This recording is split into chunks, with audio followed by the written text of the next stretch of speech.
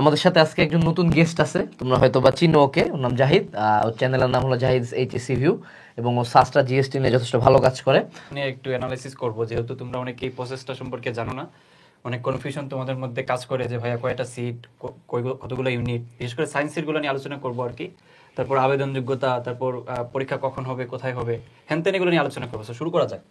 আচ্ছা, প্রথমেই হচ্ছে যে আমাদের সায়েন্সের ক্ষেত্রে সিট সংখ্যা তোমরা একটু দেখতে পাইতেছো যে 985। হ্যাঁ, সো এখানে সিট সংখ্যা মোটামুটি ভালোই বলা যায়, প্রায় 1000-এর কাছাকাছি।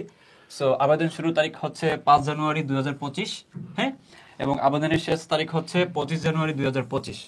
ওকে, তারপর আবেদন যোগ্যতাটা কি, এটা হচ্ছে একটু মার্ক করে রাখো। অনেকেই এই জায়গাটাতে আসলে কনফিউশন তৈরি করে যে ভাই বুঝি না।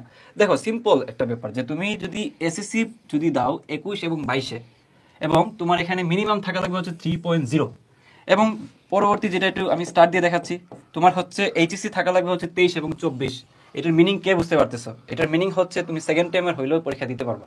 ওকে, আচ্ছা, সো এখানে তোমার মিনিমাম জিপিএ রিকোয়ারমেন্ট কি, সেটা হলো 3.5। বাট একটা জিনিস লিস্ট করা তোমাদের বাকি, সেটা হলো এখানে এইচএসসি বা হায়ার ম্যাথ যেটা, এটাতে হচ্ছে তোমার 3.5 থাকা লাগবেই এই জায়গাটাতে। সো যারা 3.5 থাকবে না তারা আসলে আবেদন করতে পারবে না এই জায়গাটাতে।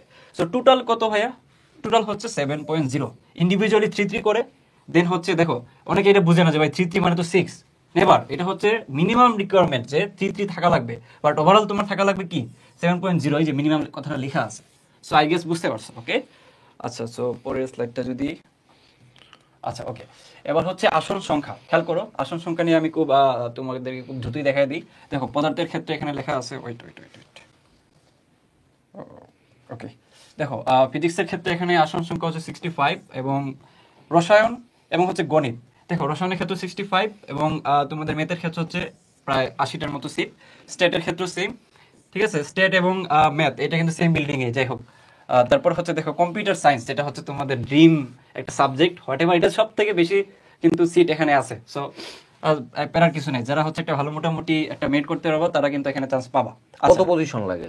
পজিশন অ্যারাউন্ড ভাই 400-এর ভিতরে থাকলে হয়ে যায়, 400 যতটুকু আর কি। ওকে, আচ্ছা, দেন হচ্ছে আমাদের সিইপি। হ্যাঁ, সিইপি হচ্ছে 50টা সিট। তো এখানে হচ্ছে কেমিক্যাল ইঞ্জিনিয়ারিং এর ব্যাপারটা, একটা ব্যাপার আছে যে তোমরা দেখবা যে এটা ডিউতে এসিই নামে একটা সাবজেক্ট বলতেছে।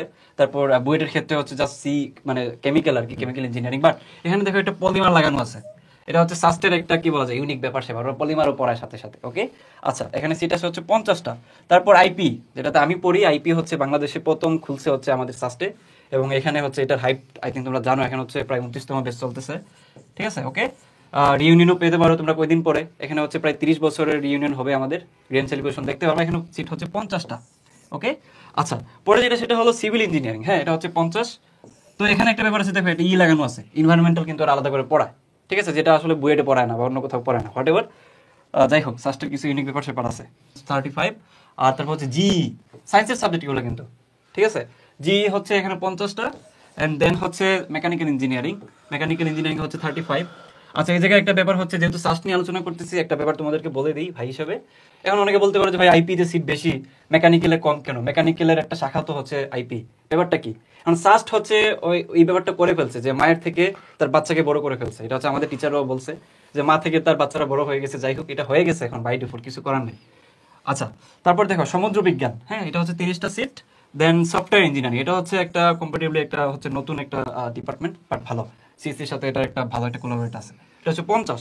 তারপর হচ্ছে জিইবি, এটার হাইট অনেক বেশি, সিসির মতোই। যারা বায়োলজি দাগাবা, যারা বিশেষ করে, এখন দেখো অনেকে আছে যে ভাই আমি হচ্ছে ম্যাথমেটিক্স পারি না, আমি কি করবো?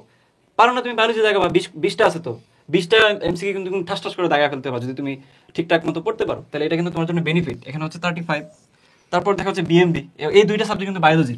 আর তুমি মাথায় রেখো যে বায়োলজি তুমি যদি দাগাও তাহলে তুমি মাত্র এই 2টা সাবজেক্ট পাবা, এটা হচ্ছে তোমার জন্য ব্যাড নিউজ, বাট দুইটাই হচ্ছে ইঞ্জিনিয়ারিং টাইপের আর কি। যাই হোক, তারপর হচ্ছে এফইএস, হ্যাঁ, এটা হচ্ছে ফরেস্ট্রি অ্যান্ড এনভায়রনমেন্টাল সায়েন্স, এটা হচ্ছে 55টা সিট। তো এই হচ্ছে আমাদের টোটাল 955। ওকে, আর এক্সট্রা করে হচ্ছে আর্কিটেকচার, এটা যদিও আমাদের গ্রুপ বিতে দেখবা তোমরা, এটা হচ্ছে 30টা সিট থাকে, বিকাল 3টা, আবার 4টার দিকে চলে যায় না। যাই হোক, আচ্ছা, তারপর হচ্ছে এখানে আমি একটা কথা বলে রাখি, সাস্ট নিয়ে যদি সিলেটে সিট পড়ে তোমার, ঠিক আছে, সিলেটে কিন্তু ওই দিন অস্বাভাবিক লেভেলের জ্যাম হয়, মানে অস্বাভাবিক জ্যাম, এবং অনেক ক্ষেত্রে কিন্তু সেন্টার অনেক দূরে পড়ে, মানে তোমার কিন্তু শুধু সাস্ট ক্যাম্পাসে সিট পড়ে না, বিভিন্ন স্কুল কলেজে সিট পড়ে।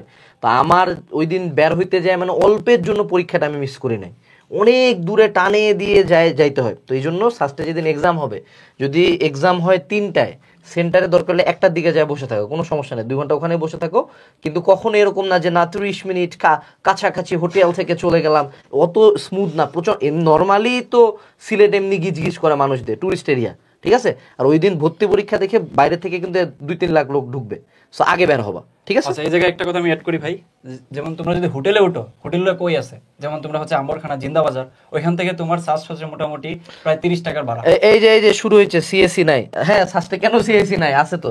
সাস্টে সিএসসি মানুষজন মোটামুটি বুয়েট সিএসসি কম্পারিজন করে। আর সাস্টে সিএসসি হলো 100টা সিট, এবং হলো তুমি যদি মোটামুটি 400-র মধ্যে পজিশনে থাকো, তোমার একটা এখানে হলো সিট পাওয়ার একটা সম্ভাবনা থাকে। আর আমাদের প্রিয় জাফরি বাল স্যার কিন্তু ওই ডিপার্টমেন্টেই ছিলেন। আচ্ছা, যাই হোক, কোনো ক্লাসও কিন্তু আছে, তোমরা দেখতে পারো। ওকে, আচ্ছা, পরে যেটা সেটা হলো এই যে মোস্ট ভাইটাল ব্যাপার, যে ভাইয়া এতদিন হচ্ছে 19 সালের আগ পর্যন্ত 70টা এমসিকিউ ছিল, এবার 80টা। কারণ কি, এখন হচ্ছে তোমাদের হচ্ছে বায়োলজি এড করা হয়েছে, 20টা এমসিকিউ থাকবে, ঠিক আছে, 20টা করে থাকবে। সো এই জিনিসটা মার্ক করে রাখবা। ওকে, আচ্ছা, তারপর সেটা হলো যে এই জিনিসটার সাথে তোমরা অনেকেই পরিচিত না, যারা এখনকার পোলাপান, ঠিক আছে।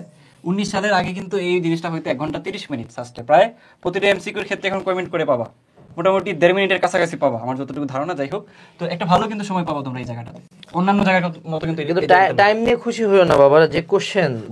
আচ্ছা দেখো, প্রশ্ন সংখ্যা হচ্ছে গ্রুপ, দেখো গ্রুপ 1 যেটা হচ্ছে A1 যেটাকে বলতেছি, সেখানে দেখো কিভাবে হবে কোশ্চেনগুলো সুন্দর মতো দেওয়া আছে। দেখো, পদার্থবিজ্ঞানে হচ্ছে 20টা কোশ্চেন, রসায়নে হচ্ছে 20টা কোশ্চেন, গণিতে 20টা, দেন জীববিজ্ঞানে 20টা, এবং ইংরেজিতে হচ্ছে 20টা। হ্যাঁ, এখানে কথা হলো তুমি চয়েস করতে পারবা ইংলিশ আর বায়োলজির মধ্যে কোনটা নিবা।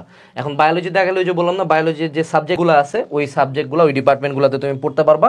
আর যদি তুমি বায়োলজি না দেখাও, তাহলে তো ওগুলোতে পড়তে পারবা না। পার্সোনালি যদি তুমি আমাকে কোশ্চেন করো যে ভাই বায়োলজি দেখাবো না ইংলিশ দেখাবো, আমি বলবো যে তুমি যদি ইঞ্জিনিয়ারিং প্রিপারেশন নিয়ে থাকো, বায়োলজি ওরকম এখানকার বায়োলজি অবশ্যই মেডিকেল লেভেলের বায়োলজি হবে না, বা অত কঠিন হবে না। তো কমপ্লিটলি নতুন ইংলিশ পড়াচ্ছে, ইংলিশ অ্যাডমিশন ইংলিশ কিন্তু different, okay, not academic English. So নতুন করে ইংলিশ পড়াচ্ছে, পার্সোনাল সাজেশন থাকবে, গো ফর বায়োলজি। একটু আমাদের বই আছে, বাজারে কিছু বই আছে, এগুলো একটু ওখান থেকে একটু বায়োলজি পড়লে মোটামুটি একটা মার্ক তুলে ফেলতে পারবা, ঠিক আছে। বায়োলজি নিয়ে আমি কথা বলি, দেখো খেয়াল করো যে ইংরেজিতে দেখো সিলেবাসটা কিন্তু হিউজ, তুমি মানো আর না মানো, যারা ইংলিশে হচ্ছে একটু দুর্বল, তারা কিন্তু জায়গাটাতে ডেফিনেটলি ধরা খাবে, কারণ অনেক অপশনগুলো অনেক বেশি থাকে। বাট তুমি জানো যে বায়োলজিতে তুমি কোন জায়গা থেকে কোশ্চেন পাবা, তুমি জানো যে কোন চ্যাপ্টার থেকে কোশ্চেন আসবে, তুমি জানো যে তুমি ওখানে পাবা যে স্টার্ট করুন কোনটা অথবা ইন করুন কোনটা, ইউ নো দ্যাট। বাট তুমি ইংরেজির ক্ষেত্রে জানো না যে কি আসবে, বাট সিলেবাসটা অনেক বড় ভার্স, বাট তুমি বায়োলজির ক্ষেত্রে জানো যে এই চ্যাপ্টারগুলো আছে। সো তোমার ক্ষেত্রে কাছে কিন্তু এই অল্প সময়ের ভিতরে একটা তোমার সিলেক্টিভ জিনিস চলে আসছে। সো তোমার, আমার ক্ষেত্রে যেটা মনে হয়, ভাই যেটা বললো যে বায়োলজি দাগানোটা আসলে সেফ এই জায়গাটাতে। এখন ইংলিশে যদি কেউ ভালো থাকে, তাকে আমরা বলতেছি না যে তুমি দাগাবো না, তোমার ইচ্ছা।